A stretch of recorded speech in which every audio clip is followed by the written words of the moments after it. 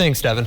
May is Asthma Awareness Month, and with spring and pollen in the air, it seems fitting to talk about this important health concern. And here to tell us more about the triggers, symptoms, and treatments is Nurse Christina Paris. Good morning, Nurse Christina. How are you doing today? Good morning. I do have asthma, so what exactly is asthma? So asthma is a little different than allergies. Allergies is our body's hypersensitivity or overreacting to things. But asthma affects your lower airway. So usually when we have allergies, we'll feel the pressure here and here. But when people have asthma, it really affects the lower airways, and they get tight. So if you think, I had straws here, so if you think about how our airways are nice and open, and we can take in a deep breath and breathe out. People with asthma, think about it as this, is super narrow. So like trying to breathe through a straw.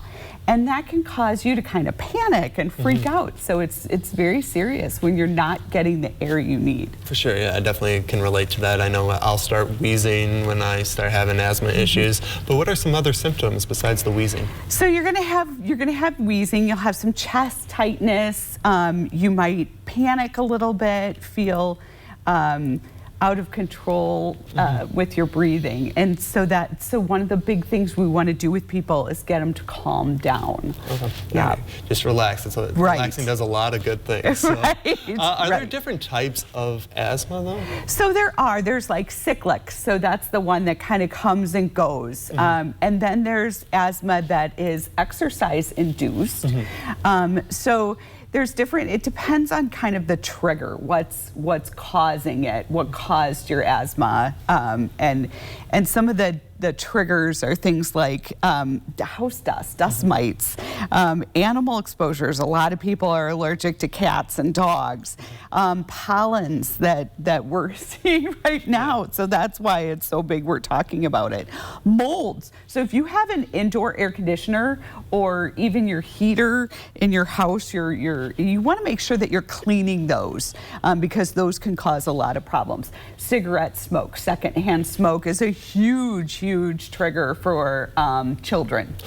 I know molds and house dust usually, like this day and age, for me at least, are my big triggers for me. So you want to make sure you're changing out your filter in your heater and Are there any cures for asthma? So it can go into remission. A lot of children will actually outgrow it, and as adults they don't see it as much. But you want to get it treated for sure. You want to make sure you go in, you get tests. They can do spirometry tests, different things to check your airway, and then treat it with typically inhalers, steroids, things like that. So there are treatment. I got a nebulizer at home, and that helps me out a lot. Absolutely. For certain days, though, I have, as you said, outgrown a lot of the symptoms, so it's not as bad as it used to be. Which is kind of nice.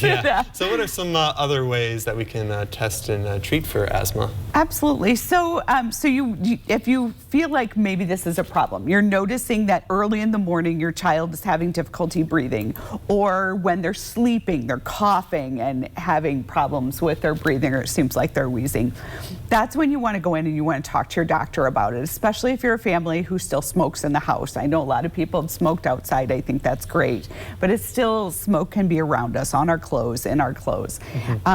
So molds and mildews, and we're inside, and moisture. So you want to make sure that you're cleaning your house, changing filters out, things like that. But get them in, see your doctor. They can do spirometry tests. There's other kind of chest X-rays, things that they can do, skin tests for allergens, and get them on the right medication. All right. Well, thank you for all those helpful tips today, and we will see you again next week. Sounds good. All right.